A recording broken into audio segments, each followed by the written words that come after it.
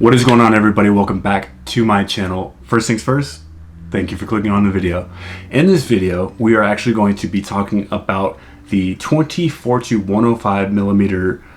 Actually, no, we are not. We're actually going to be talking about the Sony A7S III. I think it's about time we do a review.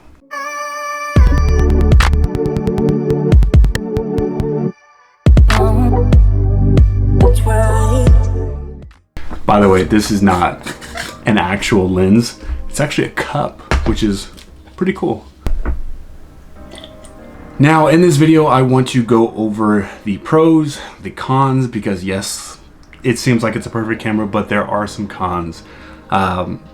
Specifically, this is going to be targeting the people who are looking into buying this camera. Somebody who wants to upgrade from any other camera that they have, switching over to the Sony side.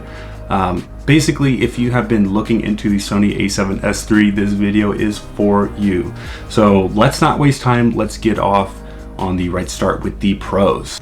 All right, now right off the bat, pro number one for me is the fact that you can shoot S-Log3. Given the fact that it is S-Log3, a lot of people who had the Sony A7 III found it very difficult to color grade S-Log3 footage because they didn't have 422 10-bit. The A7S III now has 422 10-bit, so it's really nice to have that because you can capture a lot of the colors in your images. And here's a quick example of what S-Log3 looks like ungraded, and this is what it looks like when it's fully color corrected and color graded. Number two, the camera actually offers presets. So on the dial at the top of the camera, you have numbers that say 1, 2, and 3. Those are presets that you can actually save your settings to. So for number one, my preset for number one is going to be 422 10-bit, which is in 4K, 24 frames per second, and S-Log3. Number two is going to be 422 10-bit, 60 frames per second, still 4K, and it's in S-Log3 as well too. Number three is going to be 422, but in 1080p, and it's going to be 120 frames per second. Also still in S-Log3.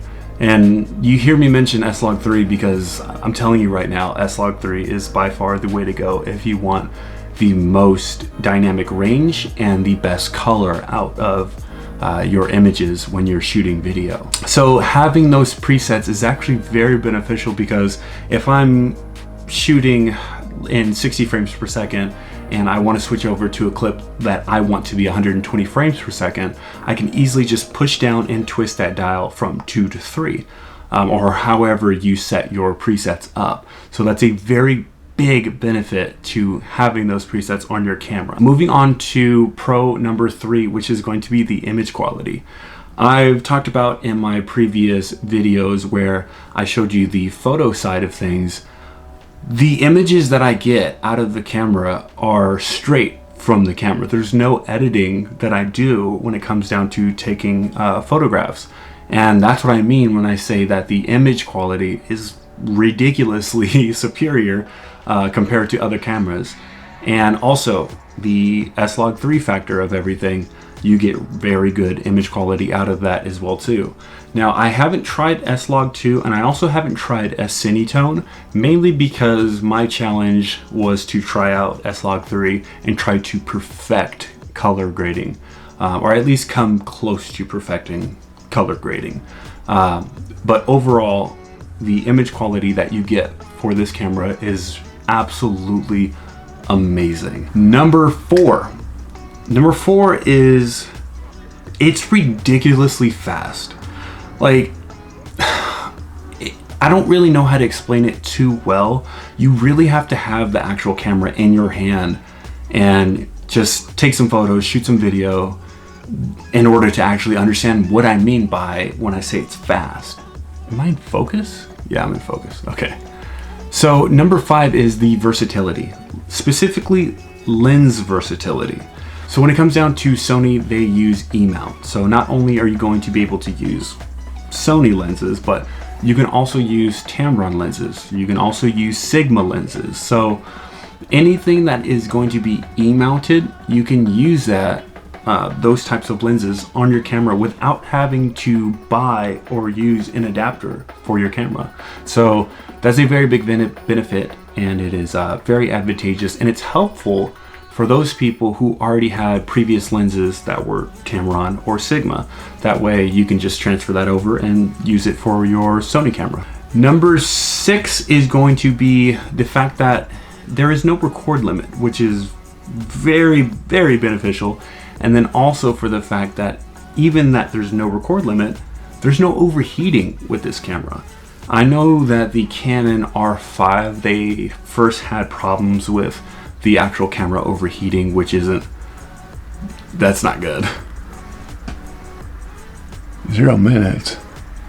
Am I running out of time? It looks like I'm running out of time. Okay, number 7, which is my final pro for this camera, is the fact that when they say the A7S III is the low light king, they mean it. I actually shot these at around 8:30 p.m. These photos came straight out of the camera with no editing whatsoever. So, and what's funny is that I talked about this in one of my previous videos where I said, even though the A7S III is actually a video first camera, it takes photos like ridiculously well, like insanely well.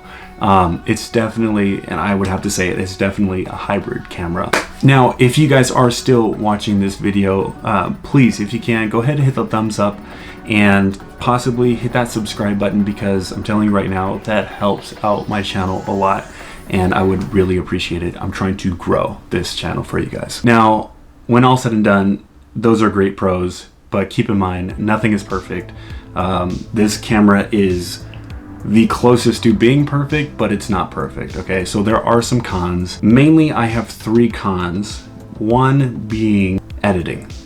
Since you are using, if you are using 422 10-bit, the editing is going to be very difficult. It is going to slow your computer down, okay? I'm putting that out there. You might have heard it before. So having like a really slow editing process can be very tedious and taxing, and it's very time consuming. So most of the time what you can do to kind of bypass this is just make proxy files, which can also be tedious as well too. Now moving on to con number 2, which is going to be the SD requirement. So number 1 was a great segue into con number 2, being the fact that in order to shoot 422 10-bit, well, you actually need an SD card that can handle that. So you can't just really go to Best Buy, buy whatever $17 SD card or $20 SD card. You need something that is a V90 or over, okay? And I bought a V90 on Amazon, and they're actually sold out right now on Amazon for the one that I got. But that right there was $90, okay? So you have to get, if you're gonna shoot in 422 10-bit in 4K, you have to have a V90 SD card. There's no way around it. You can't shoot anything lower than a V90. Moving on to con number 3, which is the last one, but also the biggest one. So saving the best for last. That being the price. The price of the camera is $3,400, and that's for the body alone, okay? This camera doesn't come with a kit lens. The body alone is $3,400, all right?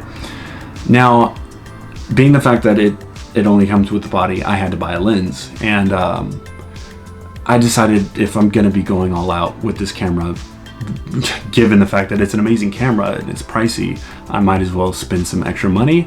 So I bought the 24-to-72.8 G Master lens, and that lens was actually $1,700. So all in all, when it came to buying everything, including the camera, the lens, and the SD card, that came out to a little over $6,500, okay? So if you plan on buying this camera, keep in mind the price, all right? And also keep in mind that you're going to want a very good lens. And the lens that I have for this camera is actually fantastic. I'm not gonna do in-depth review on the lens. I will do that for a separate video. But just keep in mind that you will have to get a really good quality lens for a very good quality camera. All right, now I went over the pros and the cons. Now I want to go over some final thoughts for you guys, and then I'll let you skip to the next video. My final thoughts on it: if you have the money or if you are saving up for the camera, I'll tell you right now, you are making a fantastic choice. Go with the A7S III. It is, like I said, very versatile, and you get a lot out of it. The capabilities from this camera are endless. But that is it for me. If you guys have any questions, comments, concerns, leave them down below. Other than that, you guys have a good day.